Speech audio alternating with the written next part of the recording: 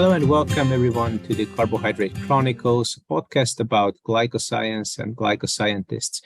In this show, via a series of interviews, we explore the world of carbohydrate science and innovation from a personal point of view. Your host today is Tamas Shohai, the member of Carbohydrate Scientific Team. We already had some interviews with researchers focusing on cyclodextrins, yet no one may understand the true nature and chemical behavior of these compounds like our guest today, Matthieu Sollogoub.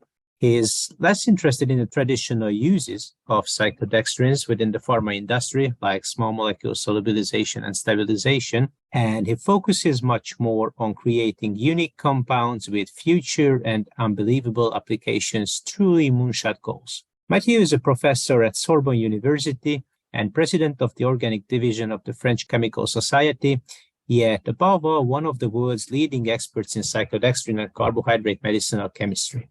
Welcome, Matthieu. It's nice to have you on the show. Thank you very much for the invitation. I'm really glad to be here. By way of introduction, Matthieu is an author of almost 150 scientific publications, several book chapters and patents despite his young age, and one of the most acknowledged key opinion leaders in cyclodextrin chemistry. He has been working as a full professor at Sorbonne for 15 years now and leads maybe the largest carbohydrate or cyclodextrin chemistry group in Europe. Matthieu, I'm really interested to learn how you ended up in science. Was it a tradition running in the family? Was it a kid dream, or how did it happen? So you're right that there is some aspect of tradition in the family, not really in science, but more in academia. I am the fourth generation of PhD in my family. My great-grandfather was doctor of the University of Berlin, and he taught in the University of St. Petersburg. Then my grandfather was the doctor of Sorbonne University, as well as my father, but they all went into law and economics. I think his life really inspired me to go at least in the academia. Really, it's the freedom and the passion that he showed and he displayed about his work and everything that made me feel, maybe this is an interesting job to have. My other grandfather was a chemist, but he never talked about it. I didn't know until I was quite old, but I learned it afterwards. It is very fascinating that such high-level science has been running in your family for a long time. So did they expect you to carry on, or was it more like an inner drive? No, they didn't expect me to do anything. I mean, they were very cool with trying to find my way by myself. Although when I got my PhD degree, it was not a big surprise in the family. But no, in my family there was a lot of freedom, and my brother actually, my younger brother is an artist. He's a painter. So you see, it's completely different area. So but both needs a lot of creativity. I mean, absolutely. Science and art is absolutely. You could say that you. Science is also a kind of art in a way. I do agree with that completely, and we can discuss about that with my brother. Actually, we discuss this quite often. Actually, how do we create? Where does the creativity or creation comes from? What is the inspiration? And so you have an insider to design the covers for you for the articles? Yeah, actually, I'm thinking about it. It's true that you're not the first to suggest that. I did not ask him yet, but yes, I will definitely. I have a painting of him in my office too, actually. If I get it right, you're originally from Paris, then? I'm born in Paris. I was born in Paris. I'm a true Parisian, although my ancestors came 100 years ago from Russia. In fact, they fled the revolution, the Soviet revolution, and they came to Paris. We've been here for 100 years, so now I can say I'm a true Parisian. I left Paris for 2 years for England, and I left for England 2 times, in fact, so I left for Oxford for half a year to study as a master student, and then for Southampton as a postdoctoral fellow. You were never tempted to just travel around and experience what's Well, there are two answers to that. I mean, I've always wanted to work in academia first. I was never tempted by the private sector. You know, in France, Paris has a special place, and Parisians really love Paris. We don't imagine living anywhere else. Well, I love my city really, and I discover it all the time, and I walk around, and I'm a Paris lover really, and still am after all this time here. That's really great that you enjoy living where you are to such an extent. You mentioned that you never wanted to leave academia. What is it that you enjoy there, or what is the upside of an academic career for you compared to an industrial one? Well, I don't know for an industrial one actually, but I know because I never experienced. But what I know is that what I really love from my job is the freedom that it gives us. It's the complete freedom in many aspects. Freedom in what we are doing in science, freedom in where we are going for lectures, freedom, in many aspects of freedom. And I feel free, and I don't have a superior that tells me what I have to do. I'm my own boss. And this is really, really important to me. I mean, to be my own boss, to think of what I want to do by myself, and to be able to arrange my time as I want. And so freedom is something very key, I think, to me, and for my imagination, for creativity. Freedom is essential. Yes, I agree that industry is by its nature much more stringent, and it has a lot more boundaries than academia, not only from the academic but also regulatory and other point of view. So let's get back to fascination towards chemistry. So why have you chosen chemistry and synthesis in the first place? When did you start thinking about, okay, this might be your life goal to work on? Yeah, I think I can remember very clearly when I started organic chemistry in my second year of university. I had a very strict professor actually who made us learn by heart a lot of reactions, and it was based on fear, I should say. But I also remember that thanks to him, there is, when you do organic chemistry, at the beginning, you seem to have to learn a lot of things that don't make a lot of sense. And suddenly, there is this revelation, the moment where you suddenly get it. You understand how organic chemistry works. What does those curly arrow mean? Those curly arrow mean? And how simple and beautiful it is. And that was really key for me. To understand that, in fact, you can get it. So you can play around, you can construct things, and you can build and create molecules. So that was something really, really big to me, this moment where you got it. And then I was also blessed with an amazing team of professors. I studied at the École Normale Supérieure, which is a small but let's say elite school in France. And I had, I think probably the best professors at that time in organic chemistry in France. I had Marc Julia, Henri Cagan, Jean Normand, Pierre Sinaï, Max Malacria, Jacques Livage, Christian Amator.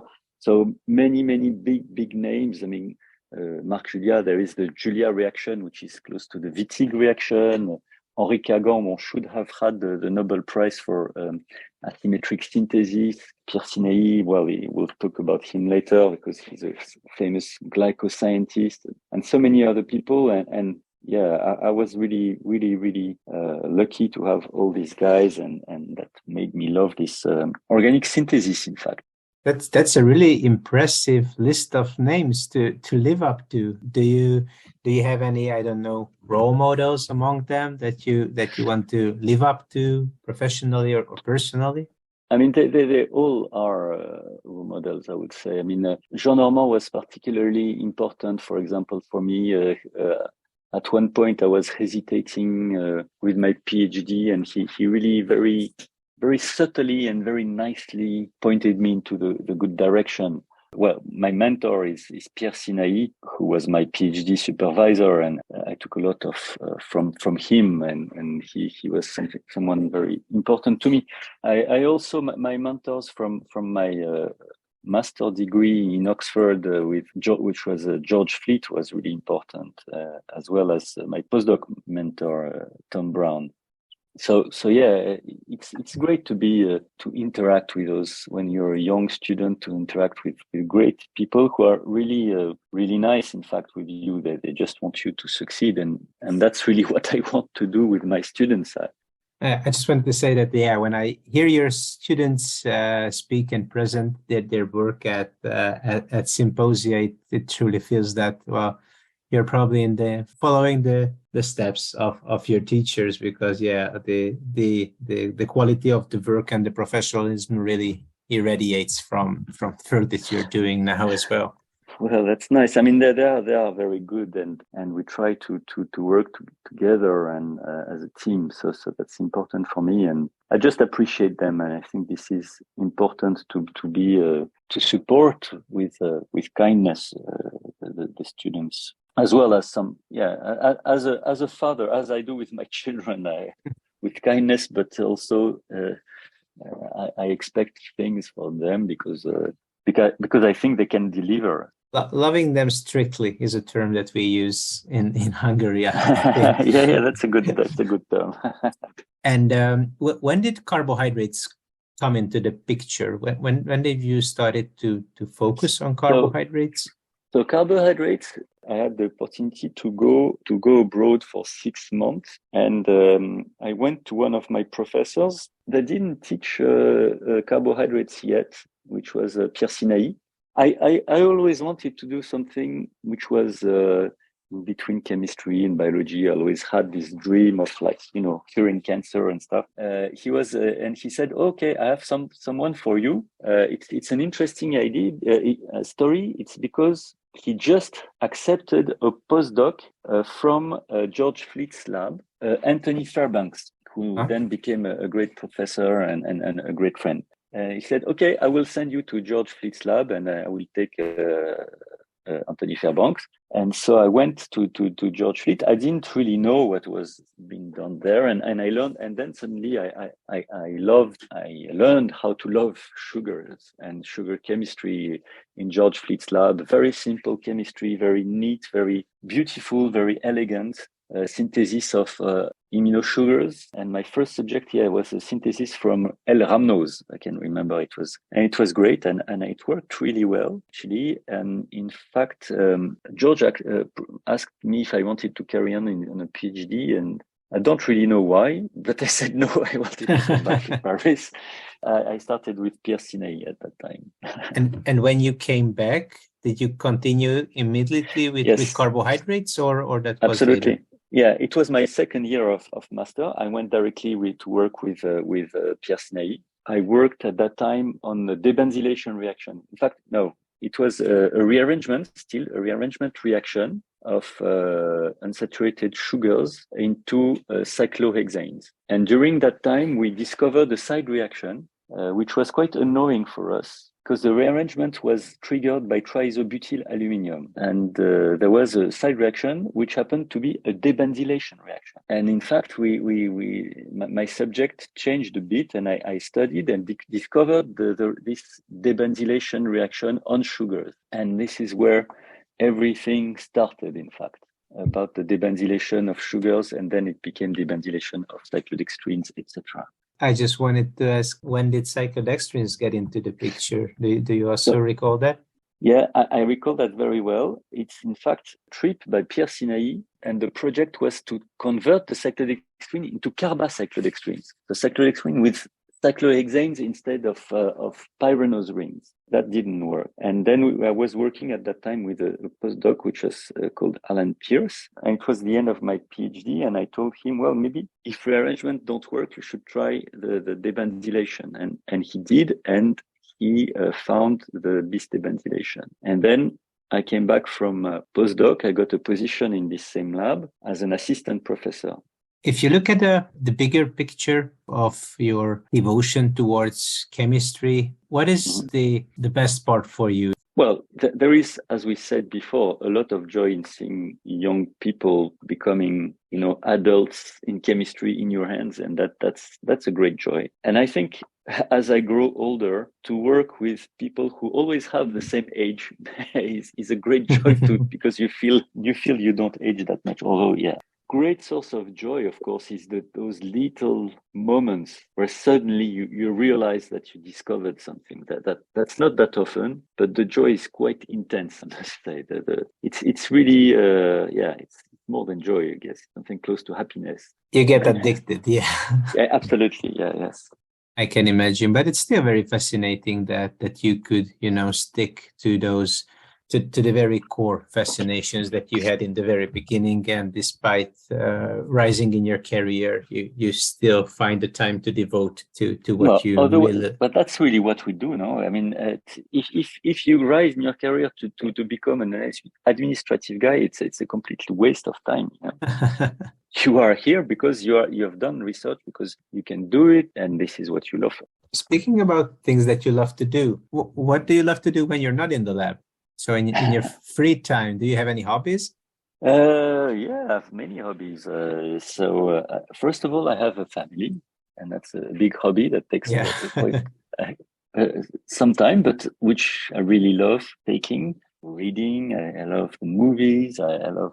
In Paris, we're very lucky to have, and that's really why I don't want to leave too much, a lot of art exhibition. I love going at art exhibitions, seeing my friends. I love traveling. I'm playing football, actually, also every Tuesday night. So yesterday I was playing. And Tuesday is also my football night. Oh, right. Okay. Let's get back to the professional part a bit. There is a lot going on currently in the field of both carbohydrate chemistry and cyclodextrin chemistry. Not necessarily from your own research, but you can also pick, of course, your own studies. What is the most exciting, fancy current development that you are very fond of? Well, there are two things that probably are connected. I think what is fascinating me at the moment is biomimesis. In biomimesis, what I like is the dynamic aspects of chemistry and biology. The fact that everything is in equilibrium, or more exactly, out of equilibrium. Life is essentially an ensemble of out of equilibrium reactions or supramolecular assemblies. So the fact that we're out of equilibrium is kind of fascinating, and the way we can mimic that, finding way to mimic that, to study that. People are starting to do that. I think it's kind of interesting, the dynamic aspect and the control of temporal evolution of things that we can't really do now, or we are about to be able to do. And so it interests me in general, and also, of course, it's the case I want to emulate this in the lab, but it's kind of difficult because in fact, it's funny, as soon as you go a little bit out of the box, it's not really the problem of people not agreeing to follow you, it's the problem of technology. If you look more closely on your career and your scientific achievements, if you could name, or if you could pick one project that you are particularly proud of, which one would it be? Yeah, well, currently what really drives me and excites me, it's a whole project that actually we did not publish that much, but I showed it in a few lectures. It's the self-assembly of cyclodextrin templated by small pieces of DNA. So we're making fibers out of that, but we can change fibers into tubes. We can probably functionalize them. We have deciphered the structure, the molecular structure of those fibers. And now we really want to understand the mechanism of these things.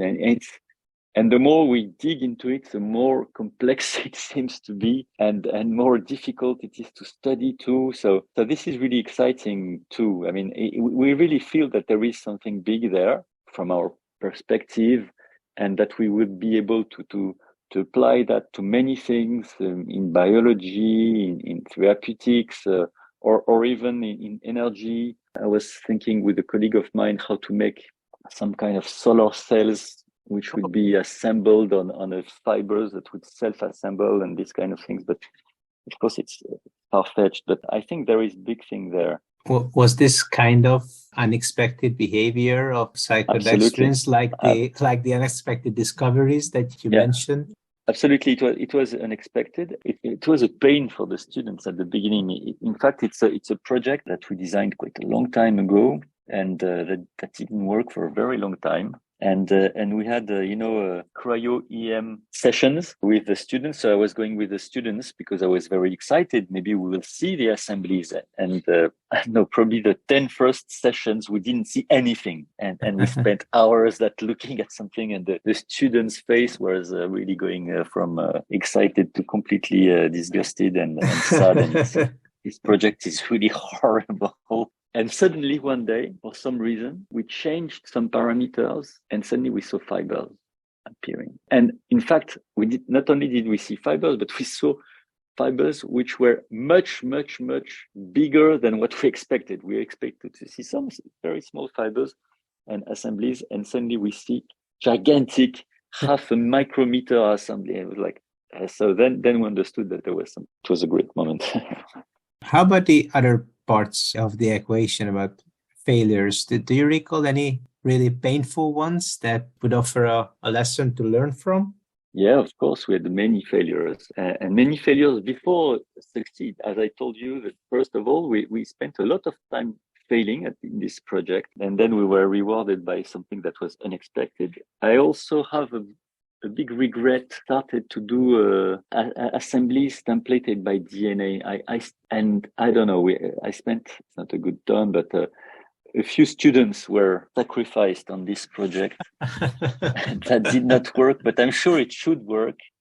And I think when you're sure you have a great idea, well, I don't know if it's a good advice. You should persevere or not. At some point, you also have to admit your defeat, or the fact that your imagination maybe misguided you.